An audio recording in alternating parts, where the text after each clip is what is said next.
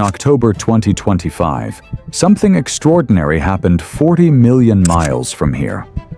While every telescope on Earth went completely blind, an object from outside our solar system started glowing in a way no one expected. We're talking about the comet 3I Atlas. It became brighter than any scientific model predicted. Its light showed signs of complex organic chemistry waking up after millions and millions of years frozen in space. And we almost missed all of it. Almost. Because while Earth couldn't see anything because of the sun, Mars became our witness. This visitor from space tested something in us. It didn't test our intelligence. It tested our ability to work together, and it made us ask, is the universe sending warnings? And if it is, are we ready to listen? If that made you curious, hit like so we can go deeper.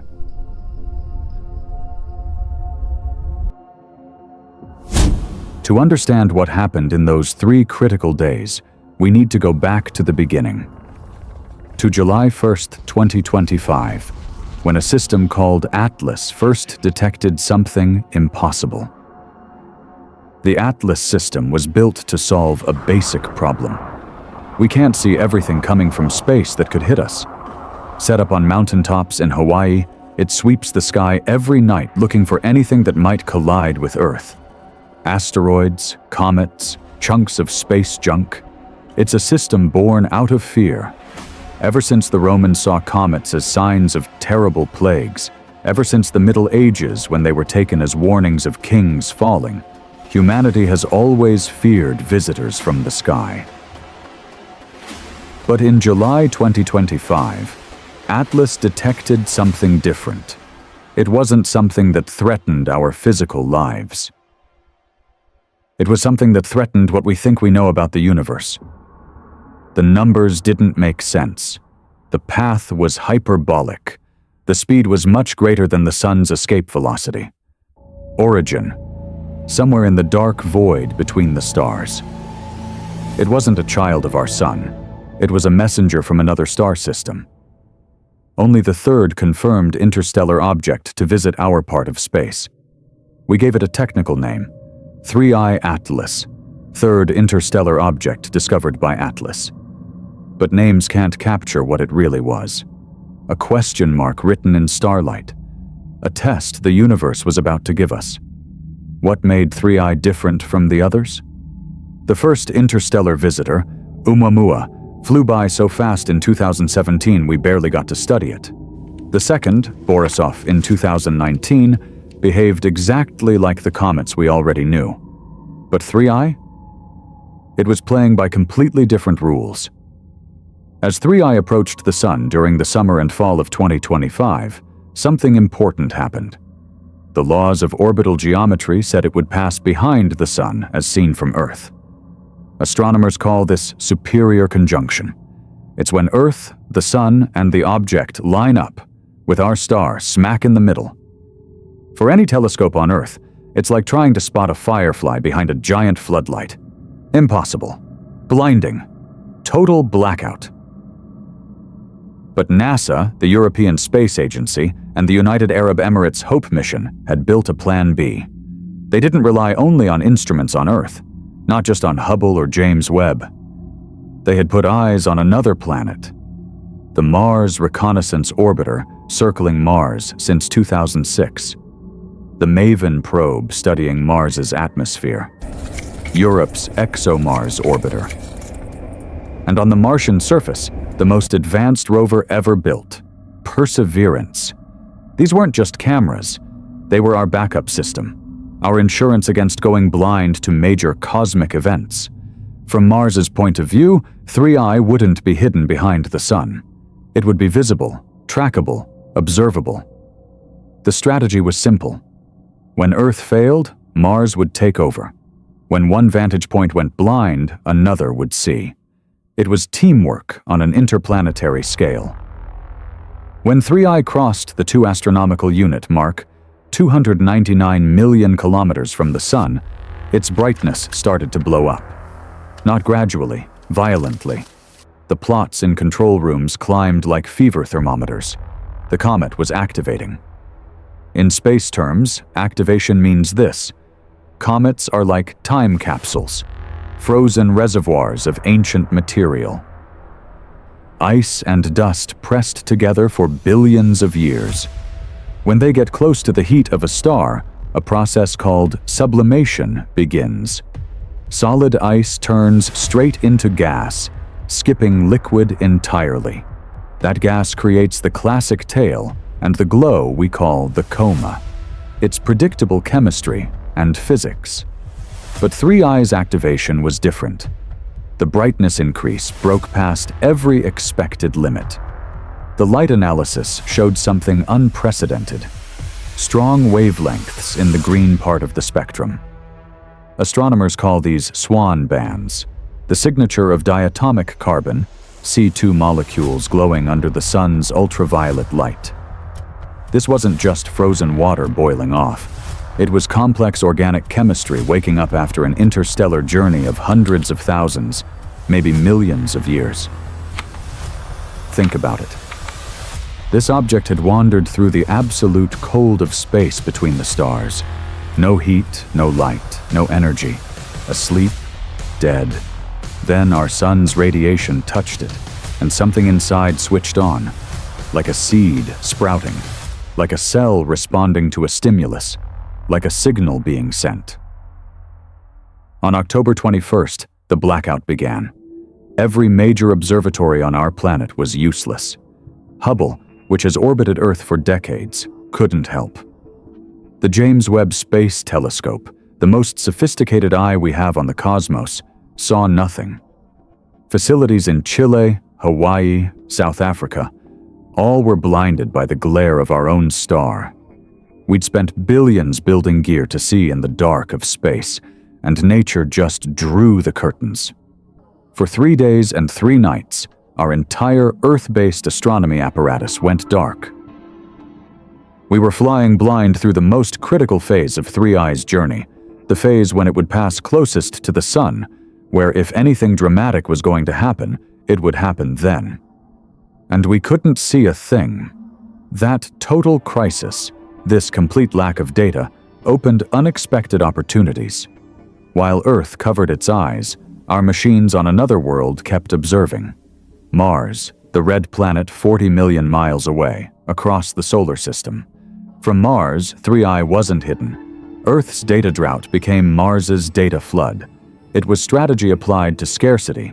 When one observing system fails, you activate another. Strategic reserves of observing capability spread across multiple points in the planetary system to defeat ignorance. On October 23rd, while Earth was still trapped in the sun's glare, Perseverance looked up at Mars's night sky and caught something extraordinary. A faint but clear diagonal streak cutting across the star field like a slash in the dark. The tail of 3I Atlas, seen from Mars, invisible from Earth. Some people wrote it off as a sensor glitch, cosmic ray hits, digital artifacts, but the pattern was too consistent, too directional, too perfect.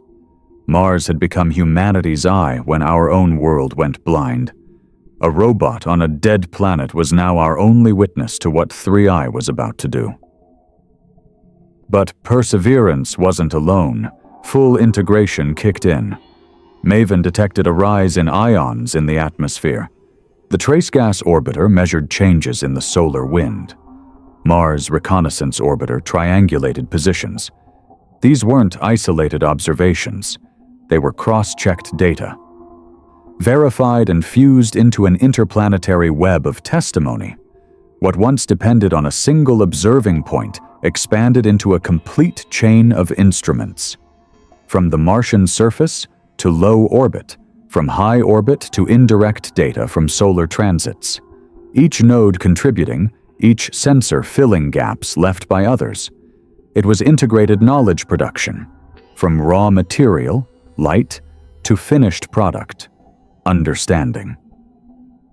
October 29th, perihelion, closest approach.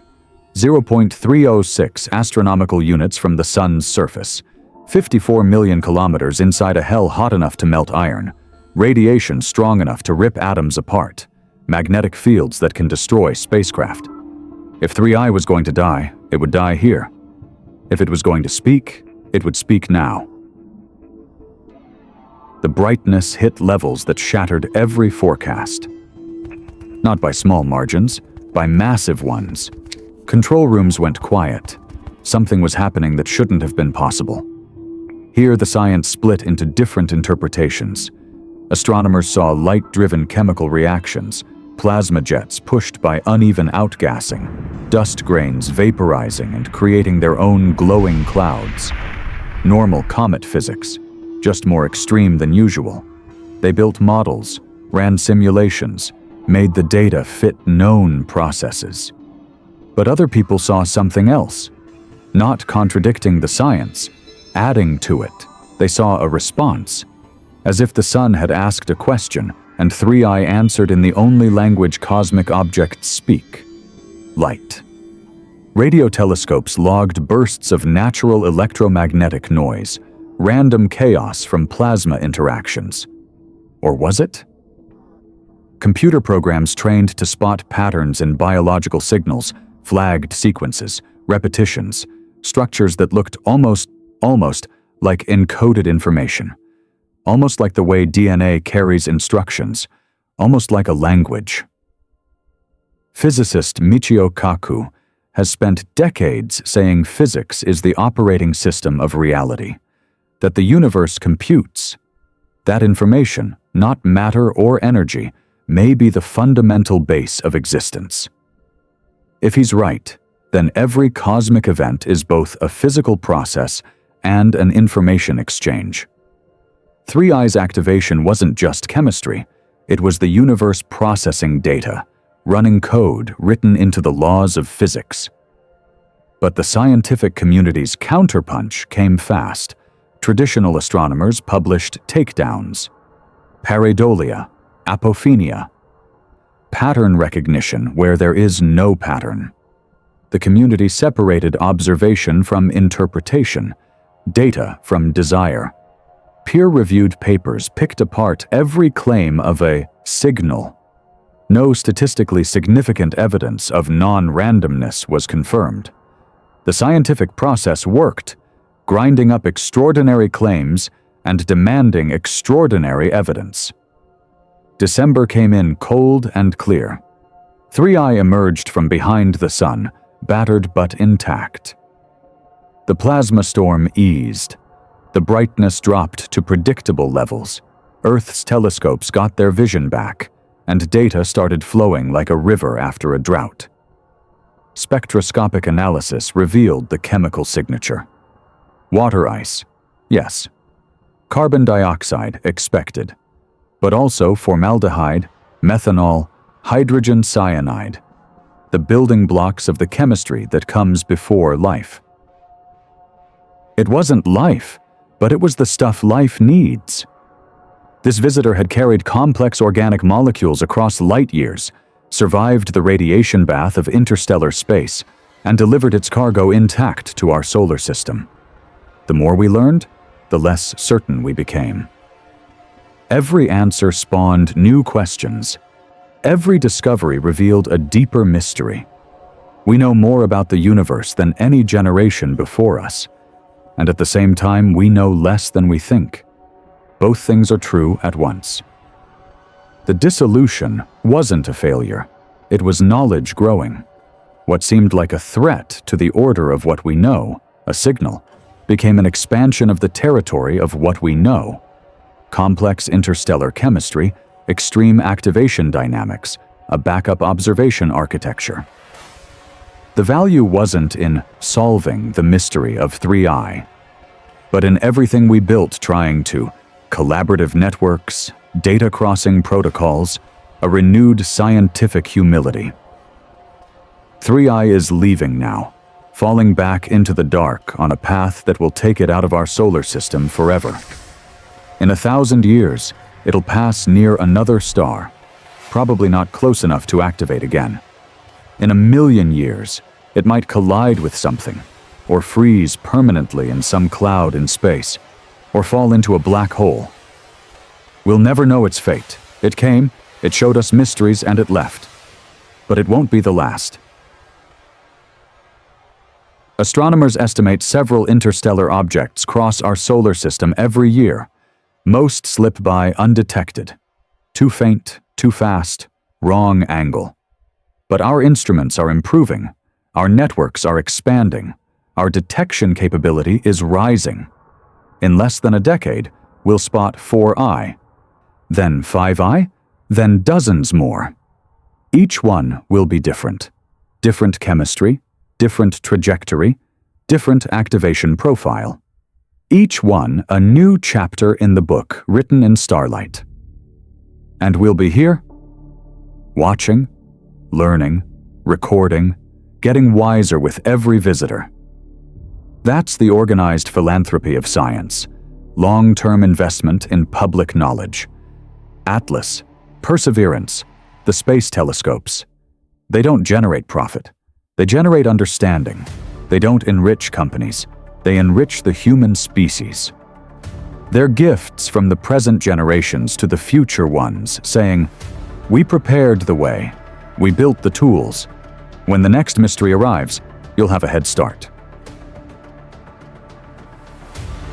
3i's legacy isn't in its organic molecules or its plasma spectra. It's in how we responded. When Earth went blind, Mars saw. When a single perspective failed, multiple perspectives won. When data went missing, cooperation filled the gaps. It tested not our individual smarts, but our collective vision. And we passed the test.